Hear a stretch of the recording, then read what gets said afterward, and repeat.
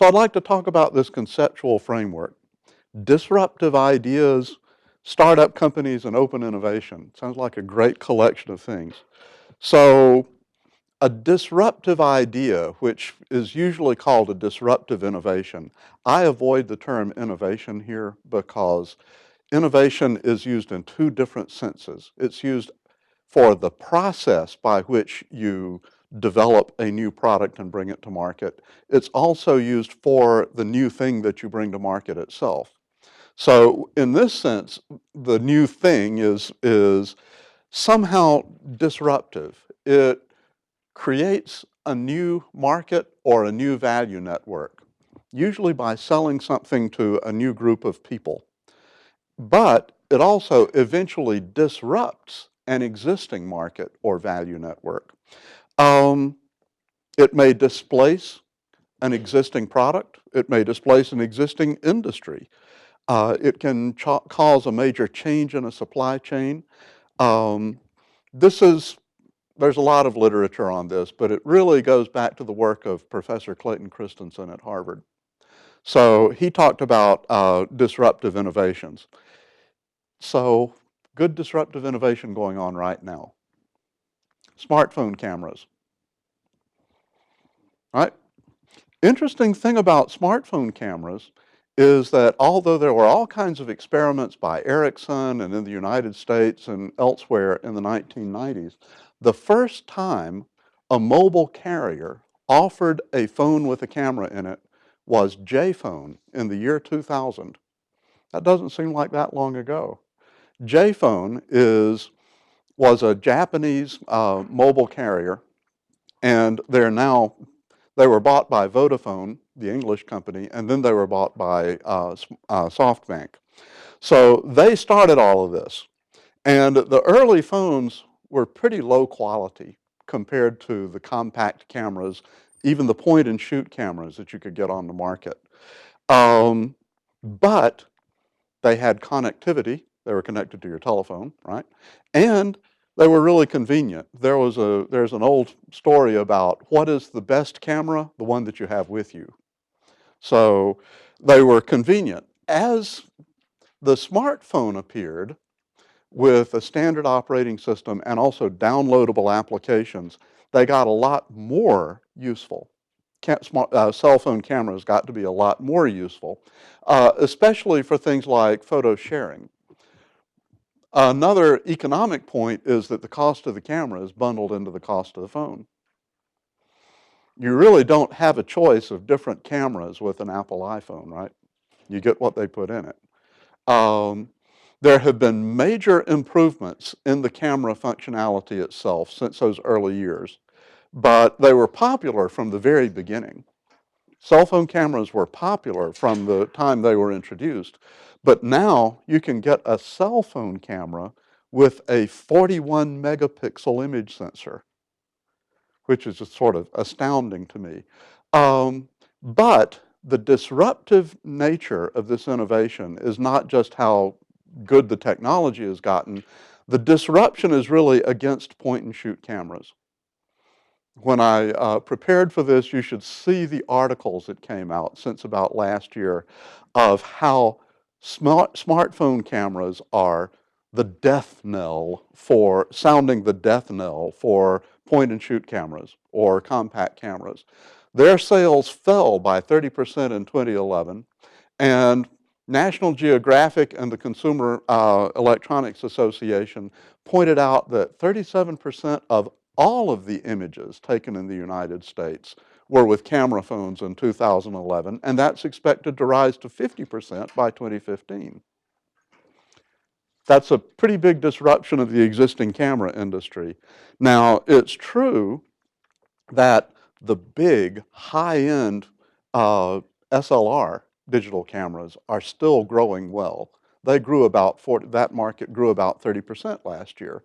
But to quote The Guardian, Canon and Nikon should pay heed or risk sequestering themselves in the ultra high-end camera ghetto. So this is a classic example of a disruptive innovation. You've got a creation of a new technology for a new market or a customer base. Then you've got performance improvements in the new device, which often started out at a lower level than existing products, and that is now disrupting or displacing some earlier product and market. Often this involves new firms taking over an industry or new kinds of industry structures like new supply chains. So, interesting point.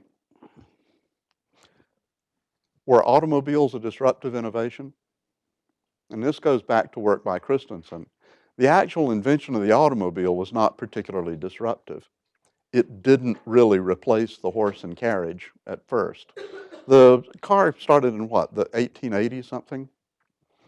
Until the Model T Ford was invented in 1920 something or other, there really wasn't much disruption of existing transportation industries. But because the Model T was lower price and mass produced, that's when people basically started traveling around in a different way. What did the Model T disrupt? Horse-drawn carriages, okay. Also, streetcars used to be all over the place. They dropped like a rock after the introduction of the telephone. Rail transportation in general. Some people argue that the reason rail transportation in the U.S. has gone down is because of the interstate highway system, which is the disruptive innovation, the highways or the cars. It also disrupted most of the early automobile companies. There were dozens of them that failed because Ford took over the market. And so really, yes, it was disruptive in a number of different ways. A couple of other more recent disruptive innovations. First of all, online advertising.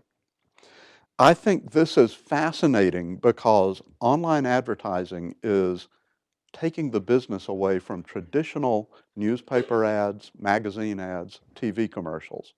There's a clear sucking away of that business. The newspapers are in real trouble, right?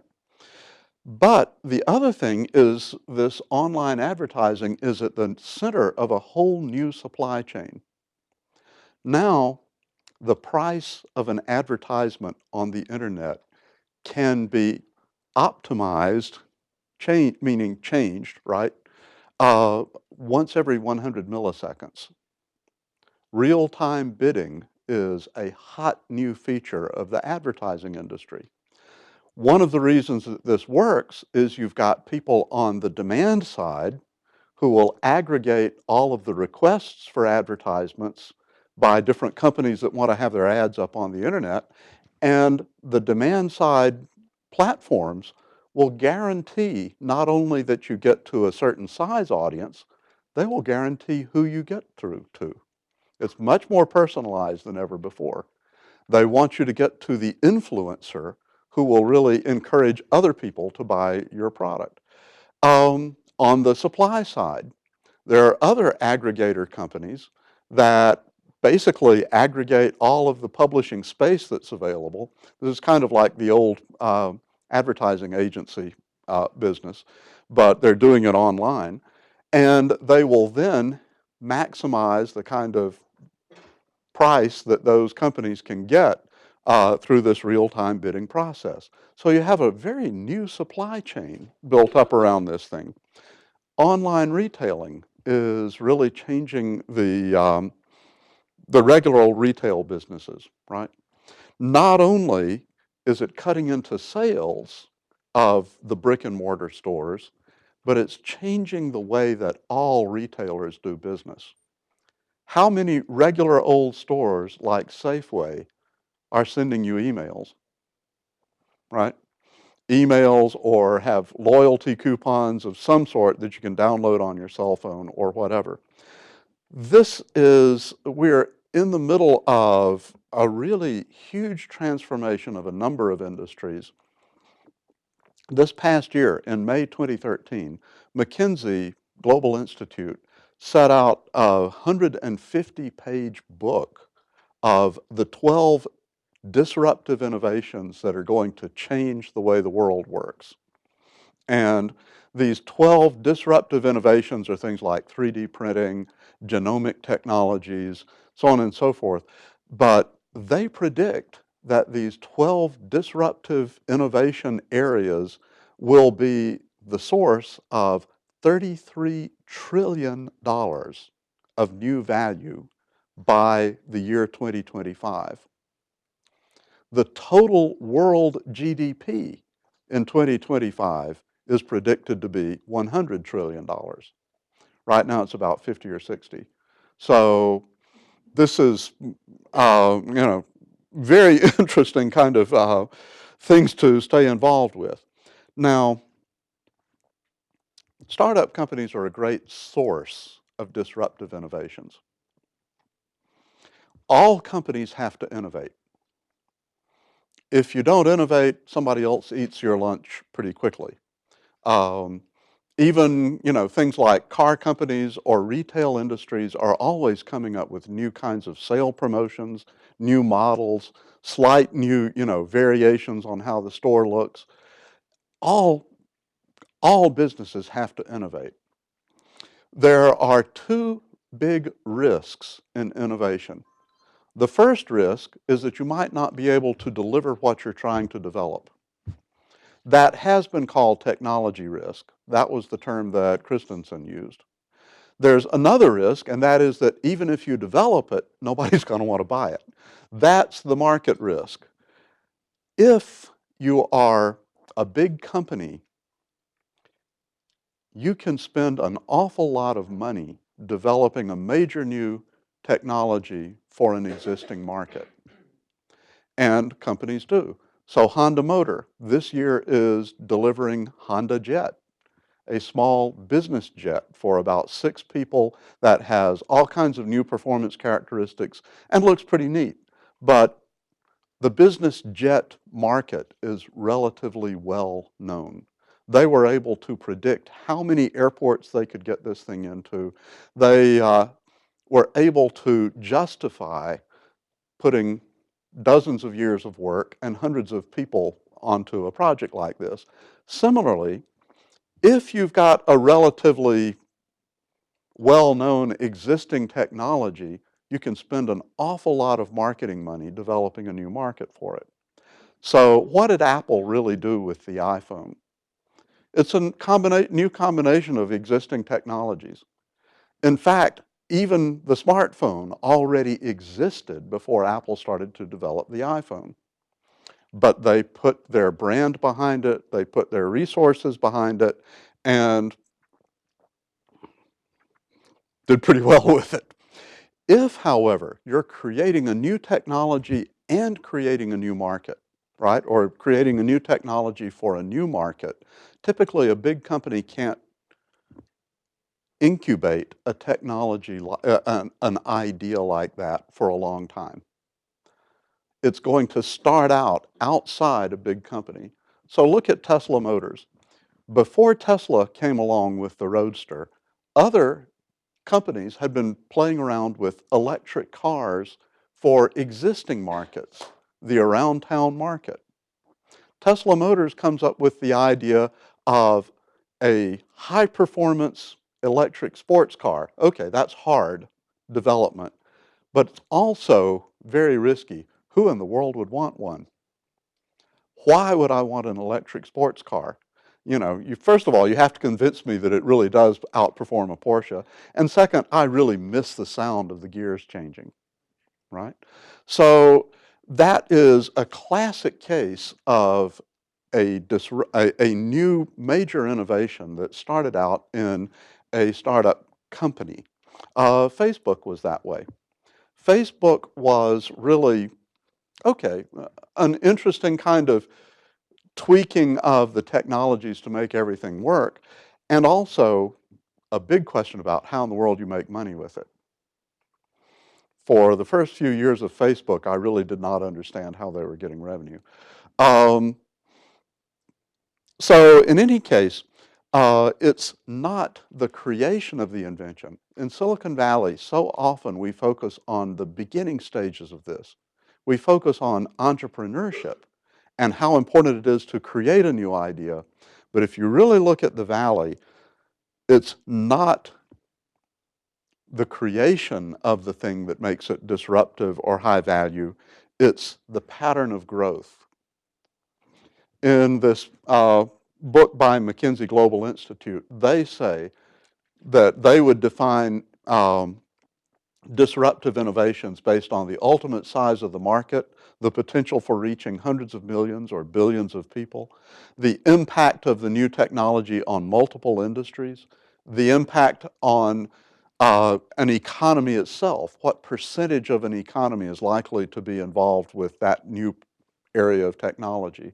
They also talked about the transformative effect, that a new technology that really changes the supply chain of an industry or changes the way that people live or work would have would be a candidate for a disruptive technology. They took 100 candidate technology areas and selected 12 for this study that they did. So you'll hear us talk about the term value chain this quarter. A value chain is similar to a supply chain in that it's an interlinked set of activities that are necessary to deliver a product to a market. So the classic elements of a supply chain: system design, then you've got component design and component manufacturing, then you've got final assembly, then you've got distribution, finally you've got sales. And none of that means anything for value until somebody buys it. So the point of a value chain is to start with the final purchase and see how the revenue is divided upstream. Who gets the profits out of this? At particular nodes in the supply chain, where are you going to find heavy competition so that the buying firm can negotiate narrower profit margins for these suppliers? And where are you really dependent on one or at most two suppliers who can negotiate a better deal with you? That kind of dynamic goes into value chain. There are really two ways to create a new major new value chain. You can start from nothing and create a new industry, or you can transform some existing value chain, including the value chain of another industry. In history of Silicon Valley, we've seen a number of these new industry value chains. In fact, the whole history of the Valley looks like a series of big waves where you've got some sort of an innovation, and I call all of these disruptive innovations. You can argue whether it's disruptive of an existing industry or not. But around some new innovation, a new industry grew, and every industry that grew had some rising star coming out in Silicon Valley that became a world leader in that industry. If you really want to know why Silicon Valley is famous, it's not because 17,000 startup companies are created here every year. It's because there are two or three gigantic, important startup companies that really become world leaders out of each one of these kinds of new industry waves. So if you look at some of these superstar companies, you find that at the beginning of sales, it's all over the place. Growth is all over the place. But by the 5th year of sales, they have settled down to about 100% a year growth. If you take this out for another 5 years, in their first 10 years of sales, these companies averaged around 100% growth each year. Managing that kind of growth is not really taught in business schools. I'm not sure how teachable it is, because every case, it's managing chaos. It's crazy. You've got 50 employees this year, and you'll have 250 next year, and you'll have 350 the year after that, and suddenly you're in 5 markets when last month you were only in 1. This kind of growth is incredibly explosive. Now, only a few companies ever achieve this kind of result, of course. They do become the model that everybody pays attention to. You know, we're living on the post-Twitter sort of good feeling right now, right? But the economic success of the Valley as a whole is not just from these companies. The NVCA, North American Venture Capital Association, this past year reported that there were 460 exits of companies. This is where the founders can sell the founders and the investors in the company can sell their stock to somebody else.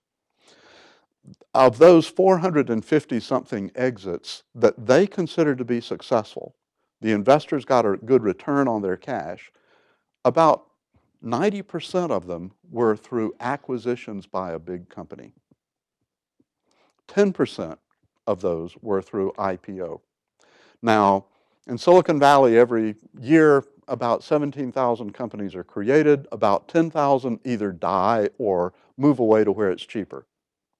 So of these 7,000 companies, you've got, a goodly number of companies that are exiting by means of being acquired. So this means that we ought to look at how the big companies play a part in the Silicon Valley system. From the standpoint of a big company, you have to have a pipeline of innovation. You can't live on one innovation forever. You've got to introduce new products and services to market once in a while. Most of the new ideas that you have are never going to see the market. A company will only take the ones to market that have the best prospects for success and that are the best fit to the company's overall strategy. This means that the further away from the market you are, the more you have to really consider a wider range of possibilities. It's fascinating. Companies spend 90% of their R&D budget in development, only about 10% in applied research and basic research. And yet, you have to look at even more possible ideas further out so that you don't get stuck in a corner with your competitors in a place where you want to be. The traditional solution was to have a big company with a big R&D group. So this kind of closed innovation system was why AT&T Bell Labs was so distinctive. IBM Research was very distinctive. But for the last 20 years, companies have figured that this is not sufficient to sustain their pipelines of innovation. They are actively looking for knowledge and ideas from outside the firm, and for the ideas that they're not going to use in their own business, they spin it out so that they get some revenue from other people using it. This much is pretty well known. This is this open innovation framework. Professor Cheeseborough over at Berkeley is the most famous person in regard to the study of open innovation. But to take it beyond what I had seen in his work, there is a natural division of labor depending on how far away you are from the market. And it's fascinating to see how companies manage open innovation in a way to optimize return and risk. Google, we did a study of Google in 2011. The size of their company internal R&D was $6.2 billion. That was 13.1% of their revenues that year. And incidentally, the software industry averages 13.3%. So it's a little hair less than the average amount spent on R&D by a software company. Now, Google made one big company acquisition in 2011. They bought Motorola Mobility. That's not really an innovation play. Google had already announced the Android phone, and they desperately needed Motorola's patent portfolio to protect and support their phones. That was a current market play, so I kind of exclude it from the innovation thing. Motorola bought 24 startup companies in the year 2011. These startup companies are in things like e-commerce platforms and e-commerce promotion, video recognition, security. Interesting thing is they were areas of business that were obviously critical to Google's overall strategy, but not really part of their current business. We estimate, based on the numbers that were reported, that Google probably spent, 600 million or $700 million total on those 24 companies. Now, we don't really have figures on how many technologies they licensed. One of the problems with doing this kind of analysis is that there's a lot of things that people don't say on the surface. Um, Further out, maybe 3 to 7 years in the future, Google invested about $100 million through Google Ventures, its corporate venture capital arm.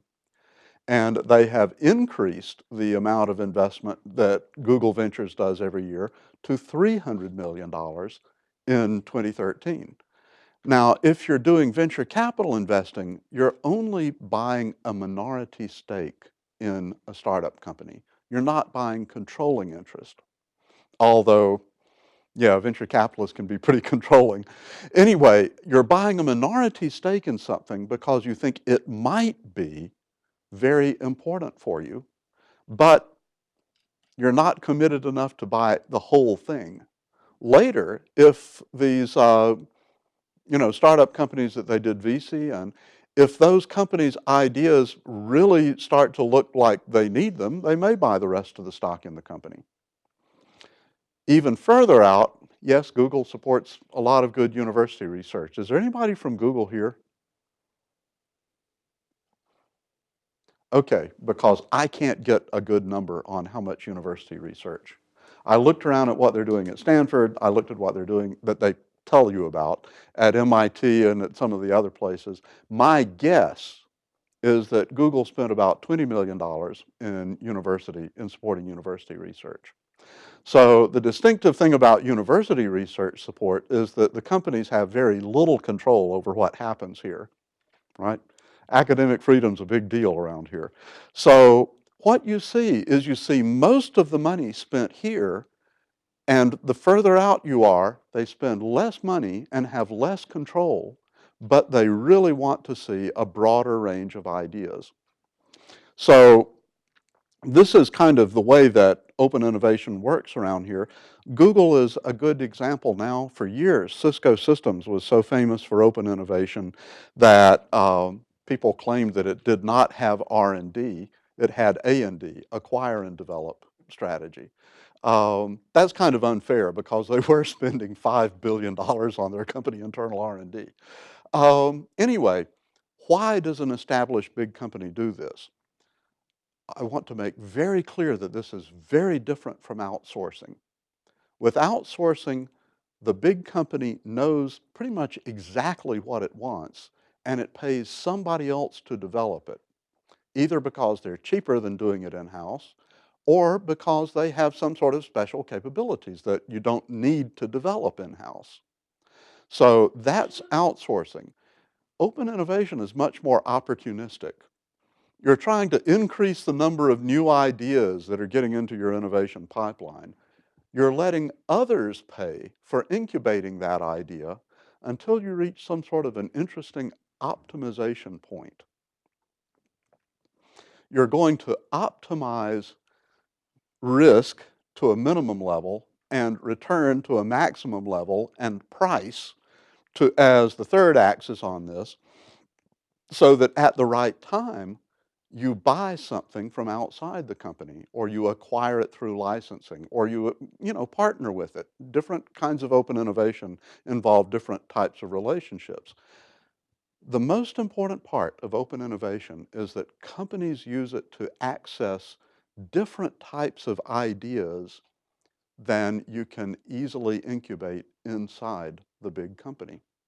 You want something different from outside than what your people are doing inside.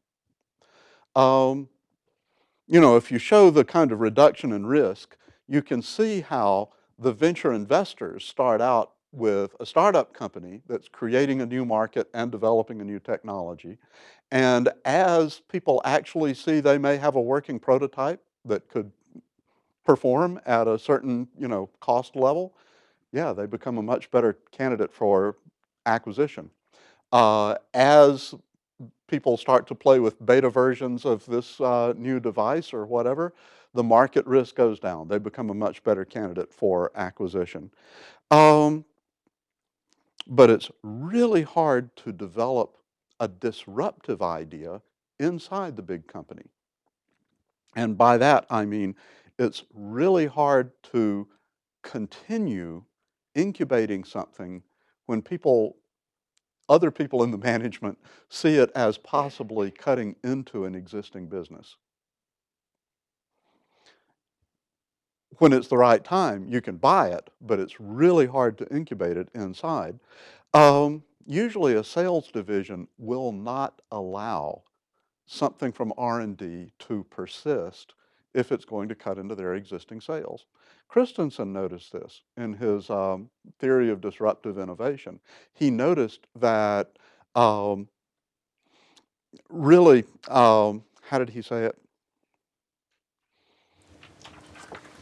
Too much customer focus will prevent you from developing a new product. And the famous quote behind this goes back to the example of the automobile.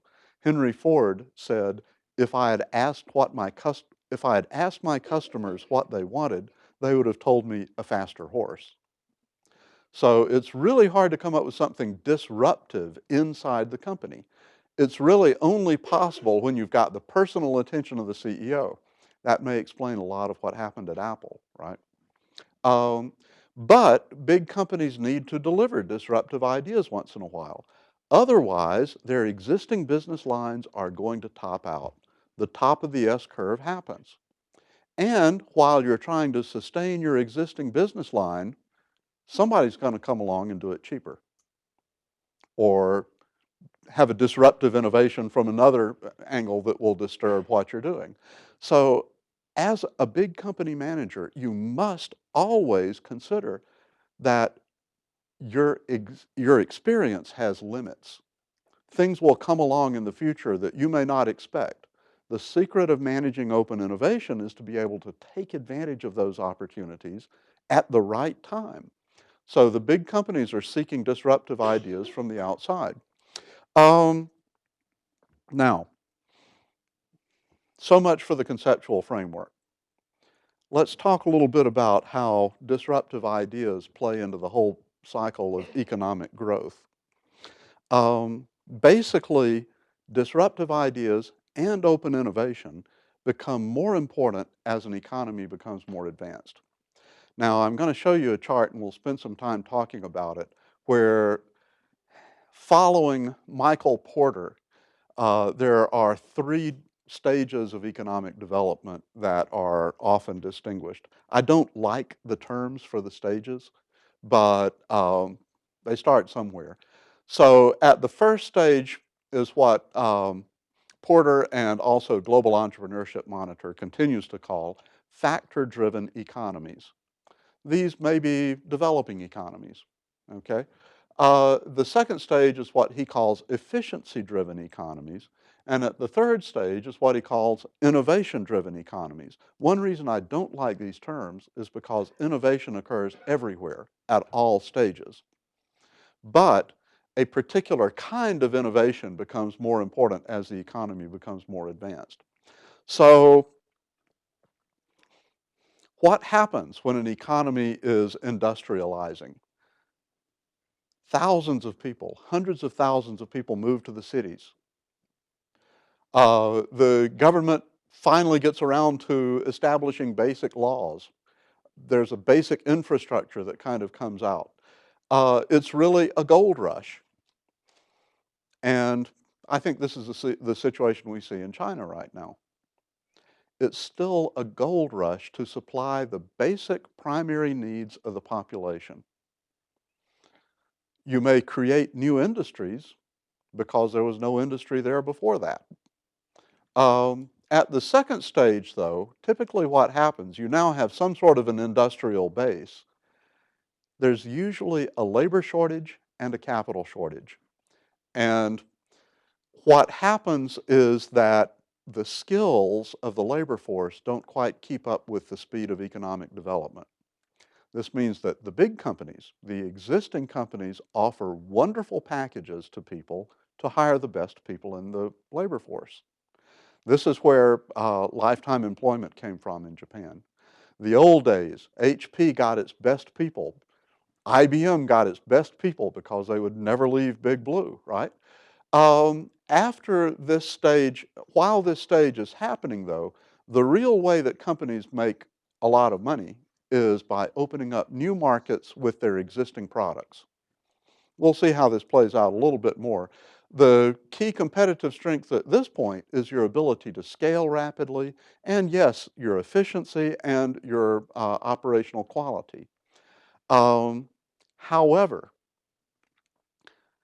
if you can standardize an activity, it will flow to a lower cost economy. If you can standardize some process or some product, there will always be some place where it's cheaper that you can make the product. Even look inside the United States. How many computer chips are still manufactured in Silicon Valley? Some specialty ones. But Intel moved all of its manufacturing out of the valley, right? It's in Arizona and Oregon and places like that where it's cheaper. So that's one thing. There is this pressure to maintain high wage levels that means that you're competing against places where the wage levels are a lot lower. Also, one of the things that people do as an economy develops is they invest heavily in education. The difficulty of getting rid of the car industry in Detroit is that you can make a very high hourly wage with a high school education. You have to be good at what you do. You really have to have the skills, but it doesn't require the kind of critical thinking that's the hallmark of a university education. This means that the children of the people who are line workers typically are going to college and they want a different future, and their parents kind of want them to have a brighter future. They don't want them in the factory all day. Um, so as wealth spreads and as higher education spreads throughout the population, different kinds of competitive aspects, of competitive opportunities appear. The real hallmark for business opportunity in an advanced economy is creative, fresh, new ideas, out of the box thinking, seeing something before the people around you see it. Um, yeah, this I think this will come out a little bit better if we look at some more specific examples. I did want to point out that, you know, in the as economies develop, you run a greater likelihood that you will be causing some sort of disruption as you develop a new idea. In a factor-driven economy, it's a blank slate. You're bringing in the first set of industry. Um, and then you expand your business by opening up new markets. That's relatively lower risk, right, than the risk of developing a new technology and a new market. Um, and there is this general principle of why should you take on any more risk than you have to. Um, yeah, so you really need disruptive innovations to keep an economy going forward. Look at some GDP numbers just as a kind of prelude to the next kind of discussion. So, world economy, US GDP per person is almost $50,000. Third largest economy, China is 9,100. Now, this is a PPP calculation according to the CIA World Factbook. I was in Korea last week giving a kind of version of this talk to a big conference, and I was surprised to find out that Korea, which in PPP, according to the CIA fact book, has a GDP of about 32,400, the official figures in Korea are still $22,000. That's at the official exchange rate. So you're really, do take these kind of as under advisement. So China at 9,100, there's a huge amount of regional difference, right? In the East Coast cities, the GDP is already close to $13,000 or $14,000. In the interior, it's a lot less. India is averaging about 3,900, but there are some islands in India we'll talk about. Japan at 36,000, South Korea at 32,000, Taiwan at 38,000, and then you've got Hong Kong and Singapore, even higher than the United States. So what's going on? Okay, China is a classic factor-driven economy, even though people don't use the term developing economy for China. The World Bank calls it a transitional economy. But there are huge business opportunities just to grow things for the domestic market. Um, Most of the economic growth until recently was really through investment, not through consumption. But the percentage of the economy in consumption has been growing drastically in the last few years. It's relatively easy to bring something into China that hasn't been there before, still, not to disrupt an existing industry. Fascinating point is the US venture capital firms really got active going into China about 10 years ago. A lot of them brought their Silicon Valley attitudes of what was a good investment over to China, and within a year had changed their investment strategy. They weren't investing in difficult technology development problems. They were investing in factories that make milk cartons because milk consumption in China was growing by 60 or 70% a year. Why take the risk if you don't have to? So they had really moved into lower tech business ideas that come along with the evolution of an industry or consumer demands. Um, there are regional differences in China that really track the US better than just about any other country in Asia. What is happening now is a lot of the advanced East Coast cities are now starting to compete against the tier 2 cities in the inland because labor is a lot cheaper, land is a lot cheaper in the tier 2 cities, or even the tier 3 cities. But you do see disruptive innovations. E-commerce is really changing the way that retailing is done in China, and we have a presentation on that later in the series. India is fascinating because it's got little islands of global business in the middle of a still early stage developing agrarian economy. But these little islands account for a big part of Indian GDP. But if you look at how much domestic sales Infosys and Wipro do, it's less than 2% of their total yearly output is to the domestic Indian market. So in this sector, this IT services innovation sector, what you really have is companies that are competing globally for the world markets against Oracle, against SAP. You've got heavy competition in world software alongside a lot of new business ideas to develop bottom of the pyramid businesses. Bottom of the pyramid businesses are often a classic factor-driven opportunity. It may or may not involve disrupting some existing industry. So this spring, we had two Indian companies that we featured. Redbus does online bus ticket sales. And Redbus, it disrupted existing channels of bus ticket sales, but everybody benefited because it was better information to people and the retailers could also have better access to a broader range of sales. Oz, the other company that we featured, was delivering Google type search using cell phone SMS. Um, this one was probably not really disrupting anything because most of the people it was targeting did not have access to the internet otherwise. They were able to use this service in order to get Google type search using SMS. So that one I think was not really disruptive, although it was a new market. By the way, Redbus got acquired by a Chinese company.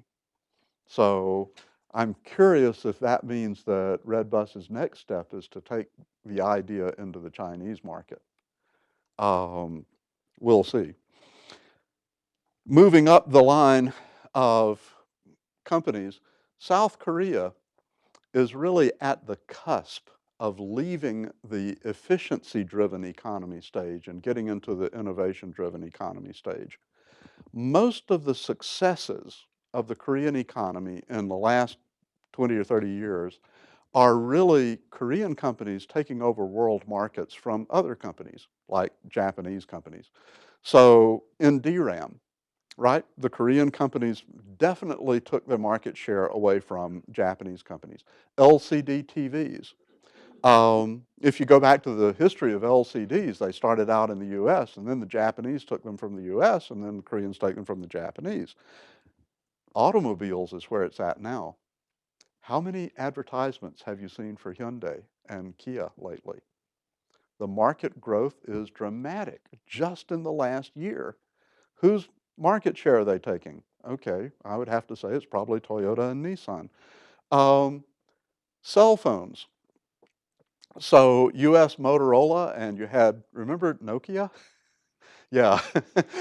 And the Japanese cell phone makers never really did get outside the Japanese markets very well, but all of this is going to Samsung and LG. When you are in Beijing, you will see advertisements for Samsung phones heavily. Um, so, you know, basically, this did disrupt an existing industry, but they did it with an existing technology. It's a classic efficiency play. At the beginning, the Korean products were as good, but their cost performance was better. As the companies made money, to their credit, their performance is even better. So this is great for a stage two economy. Um, but the Korean government is already aware that there is a limit to this. The new Korean government that started this past year, their buzzword is the creative economy. And they are trying very hard to promote entrepreneurship. They're very hard to promote a particular kind of innovation which comes from internal sources, not from copying somebody else. Um, this is also an attempt to mitigate the danger of a very highly concentrated economy. The big chaebol companies have a lot of the available capital in the Korean economy. And I think that the government would like to see this spread out as being a more healthy way for the economy to continue to grow. So South Korea is still in the stage two, still efficiency driven, but it's getting closer and closer. I'm on the advisory board for a startup accelerator in Seoul, and I was just there last week. And there are really interesting, great ideas coming out. But the problem for Korean companies right now is that the open innovation isn't there. The big companies don't buy their products. If they acquire the company, they usually do so to keep it out of the market, not to really take advantage of it. Um, so if you move on to Japan, I think Japan is finding its way as an innovation-driven economy. There are some disruptive new ideas. Uniqlo really changed the whole department store scene in Japan. The big department stores are still there, but they have to do business in a different way thanks to the discount business model that Uniqlo brought in. But throughout the history of Japan,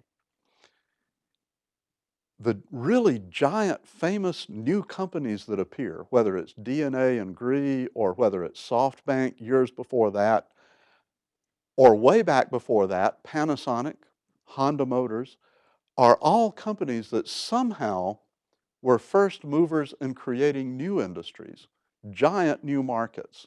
More recent examples, I'm a big fan of the Suica card, which is probably one of the first cards that you can use to pay for your train fares in Japan. It's a brilliant system. And Suica is now accepted by taxi cabs. It's accepted on buses. It's also accepted in a lot of convenience stores. Is this really disrupting an existing industry?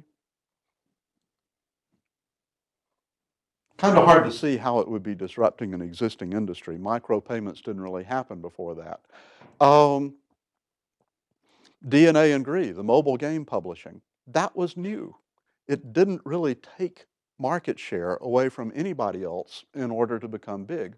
SoftBank, um, they were really the first people who understood how to make money with shrink-wrapped software in Japan. Up until that time, there was no market for shrink-wrapped software. Most companies used business systems with custom-made software that was part of a specific hardware product. There was no interoperability at all. So SoftBank, definitely created something new. The older, bigger firms are having trouble with open innovation. This is not unique to Japan at all, but it's really hard to break a good customer relationship. And as Christensen said, if you're too focused on your customer, you may miss the opportunity.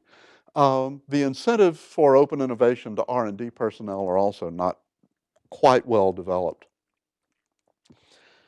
Taiwan, I think, is in slightly earlier stages of an innovation-driven economy. There's been this outflow of a lot of manufacturing away from Taiwan into the mainland. A lot of the money behind it is Taiwanese money. Companies are not really competing on growth in the domestic Taiwan market. There's a long history of science parks. Hsinchu Science Park is at least 30 years old. There's still a strong base of contract and component manufacturing, but it's fascinating how you see this shift inside the business of TSMC from cost-based competition to manufacturing excellent-based competition to customer service-based competition. And Professor Hao Li and Sungjin Huang here at Stanford's JSB wrote this up in a fascinating case study. But you do still see stage 2 kinds of things. Just last week, Honhai Precision Industry announced that they're going to form a JV to sell cell phones in Indonesia. Okay, great expansion. Now, Hong Kong and Singapore, which actually have higher GDP per person than the US does, are really investment-driven economies. They're urban economies. And there are some characteristics of being innovation-driven. You do have strong R&D institutions. You've got, good universities and research centers. The entrepreneurial activities there do focus more on entrepreneurship of opportunity than on entrepreneurship of necessity. People decide to be an entrepreneur because they think that's the best way for them to have an impact, not because they can't get a job in an existing company.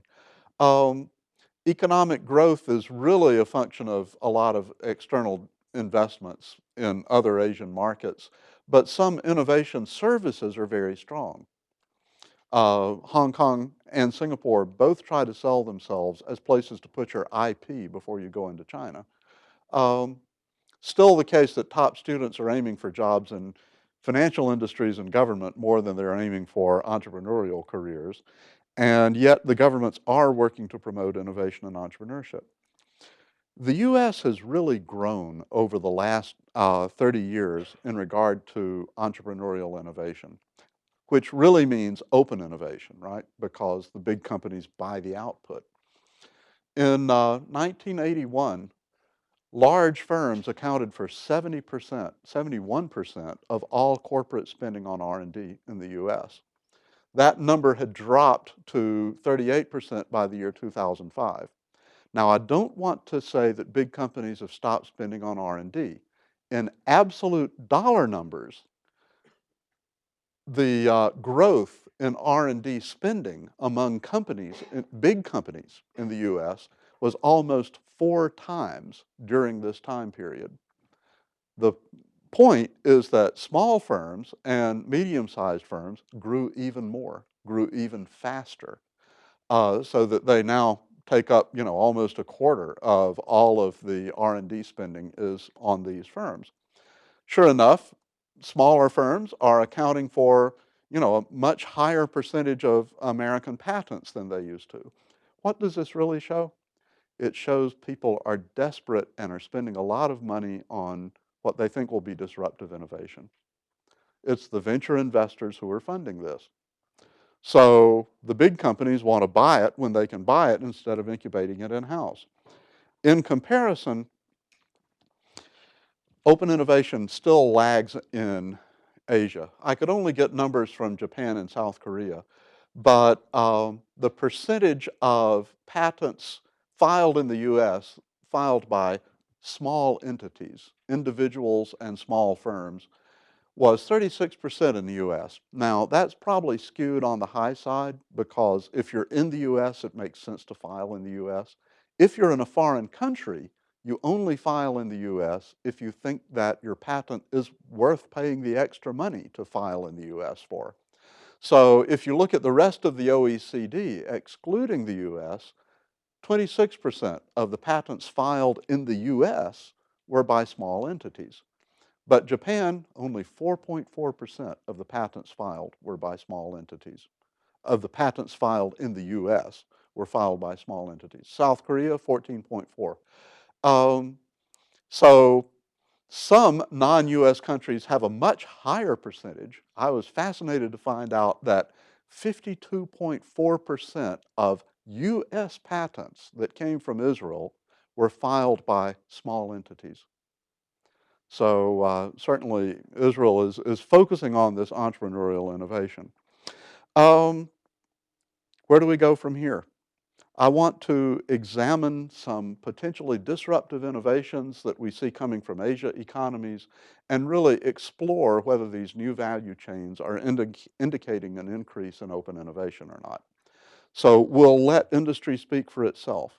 Next week, we've got a panel discussion of new platforms for data-driven analysis.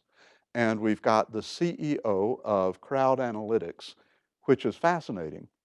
They take analytic problems from companies and crowdsource them to a community of data scientists. Great play, but certainly a play for the world market. And the other company is Algorithms.io, which has won an award here in Silicon Valley. They have a kind of modularized platform for easy to develop custom analytics. Um, in a couple of weeks, we'll look at nanoelectronics, have a presentation by a new industry consortium coming from Japan. On the 24th of this month, we've got a presentation that I think will be on data-driven marketing. It's definitely coming from SK Planet, which is kind of a big, online advertising company in Korea. We've got a presentation on hydrogen energy storage. We've got a presentation on water resource management, and we've got a presentation on e-commerce and retailing. So I think it'll be a fun quarter. We'll see what industry says for itself. And I hope that today was useful in regard to seeing the whole kind of conceptual framework. I'd be happy to take questions for a few minutes. Thank you. Ed. Richard, I'm curious.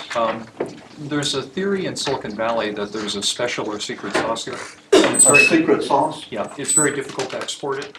But you're talking about trends in moving from, group 2 to group 3 economies.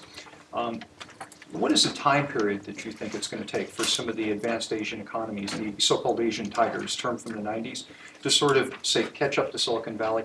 And do you think that innovation is still going to continue here? I think that it doesn't happen at a regular, continuous pace. I think you see jumps. I think that a few success stories in some of the big Asia economies will really change the mood there rather quickly. I think that there's always a danger. Innovation is risky. It's a riskier basis for corporate growth, and you have to use that basis for corporate growth in an advanced economy. You don't have to use it so much if you're cheaper than other people and you can do good manufacturing. Um, But I don't think that the Silicon Valley system will break. The reason I say that is because we have so many different areas of technology here. Just the pure scale of Silicon Valley is bigger than anywhere else I've seen. I do think that if you look over the next 50 to 100 years, you'll see a kind of clustering into these urban centers of innovation like Silicon Valley. We've already seen a number of them grow up in the rest of the US. And okay, Boston, Massachusetts area is as old as Silicon Valley is. But you'll see this developing where the wage levels will be higher, the prices will be higher. The kind of exciting thing about China is that the whole level is going up, but the East Coast is really starting to look like Silicon Valley in some ways. So, in some ways, a national economy, comparison of national economies, is the wrong yardstick to use. Yeah, but thanks. Good question. Go ahead. Yeah, some of the market research firms are predicting that because of shale gas and the really lowering cost of energy, the energy intensive products in the factoring economies, like liquid crystal displays, are going to come back to this country. That could happen. Certainly, shale gas has had a huge impact on a lot of industries already. And I think that this is one of those kinds of things. We'll never get rid of manufacturing in the US, but what makes US manufacturing competitive? It's going to be its flexibility. It's going to be its modularization. It's going to be being able to be more cost effective at small batch manufacturing, right? The kind of things that fit in with these sort of innovation skills. Uh, it's very dangerous for an economy to lose the knowledge that's associated with the basic level stuff. And one of the things that I've thought about for a long time is that you have to keep manufacturing in an economy to keep the knowledge base for everything else. I saw this in the semiconductor industry big time, right? All the firms were becoming fabless. And then all of a sudden, what's the new sort of sources of competitiveness? The ability to deal with new advanced materials that don't fit old standard CMOS. So I do think manufacturing will stay. Tom? So I'm going to go back to that first question, kind of twist it around. But first Yeah. of all, can you go back to that slide that showed open innovation on the bottom, and on the top was the other set of, I guess, like spinning out things. I just wanted to get that. This one. Yeah, yeah. Okay, so one of the question I have is, with this open innovation, to what extent is that this intangible human element that Silicon Valley has? You have the law firms here, you have the PR firms, you have all this stuff, and there's this funny soup, and somehow things really happen out of it. And to what extent can you build a structure, an infrastructure? Can somebody say, well, this is what we need to do to have this, and if we just have all these things? You can develop a legal system, but you got to have the case law to support it. And so I do think that the knowledge that has developed here from doing this over the years puts us pretty far ahead. There's nothing secret that can't be, replicated somewhere else. Although every place has got to match its own culture. In Confucian cultures, business is more relationship based. Here, it's very transactional. And I think that's one reason open innovation developed as easily as it did in the US. What's the idea of an entrepreneur starting a company here? I'll grow it for 7 or 10 years and make a bunch of money. I'll give the money to my children, or I'll use the money to, invest in the next company. In Asia, most entrepreneurs think that the companies are like their children, and selling your child to somebody else is not very nice, right? So that does make a disadvantage in this whole open innovation. But yet, there may be advantages to having tighter relationships that you can rely on more. We really haven't seen just how it will play out in different economies. It'll be really interesting.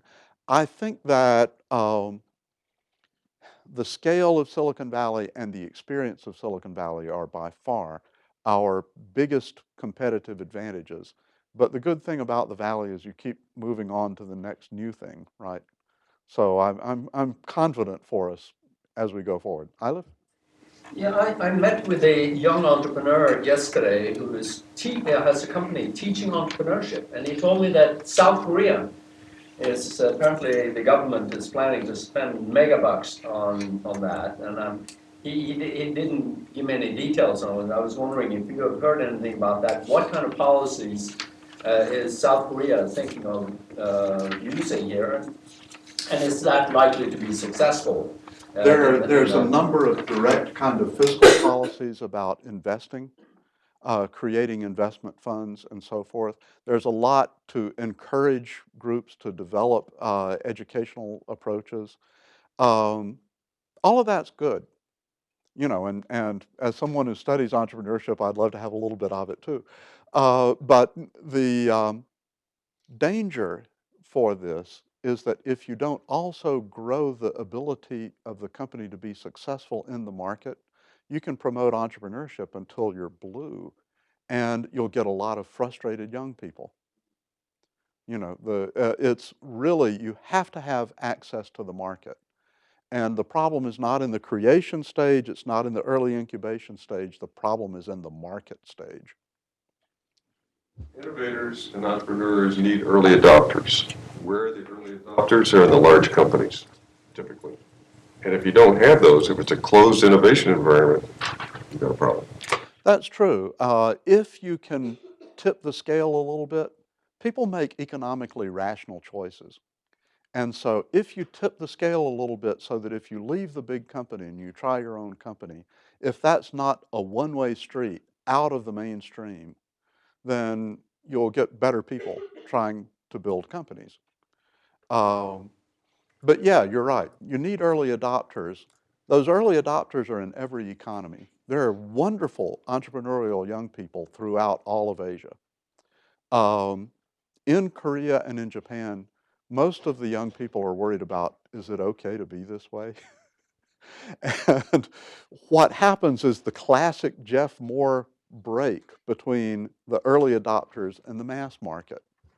Somehow you've got to have some success stories that will virally spread entrepreneurship to the right people in the economy. There's one other thing that entrepreneurship really needs.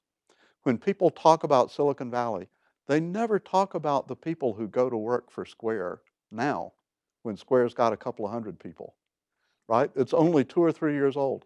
The companies that have 30 to 1,000 people in Silicon Valley are well supplied by good people in the Silicon Valley labor force. But in a more traditional economy, they don't have the reputation and have a harder time getting people to work for them. It's people who are willing to invest their own career in a high growth company, as well as the people who start the high growth companies, that are really important. Great comments, thanks. I think we've got some, oh, please go ahead. Your comment regarding Singapore and Hong Kong are very relevant. I met a venture capitalist who's American, originally from Marin County, who is now based in Singapore. And when I poked a little bit to find out why he moved to Singapore, he told me that, and I don't remember the exact figure, but whatever investment he makes for a startup, the Singaporean government matches him, I believe, either 5-1 or 6-1. So he puts in 50,000, and they match him with another 250 or 300. See, this is one of those things that tips the scale, right? Yeah.